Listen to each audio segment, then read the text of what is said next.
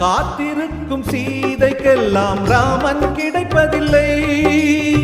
ராவணர்க்கு சீதை என்று பிரம்மன் எழுதவில்லை.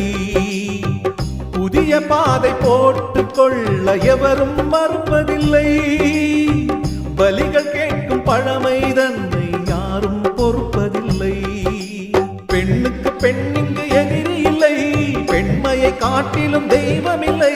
அத்தை கண்களில் அன்னை தோன்றினாள். தோன்றினள் மாகாளி, அவள் பரிசிந்த பொன் தாலி.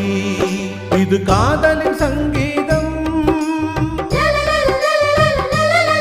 புது குங்கும சந்தோஷம். மாற்றும் மாலையும் ஏற்றும் தீபமும் மங்கள பண்பாடும் ஸ்ரீதேவியின் கல்யாணம்.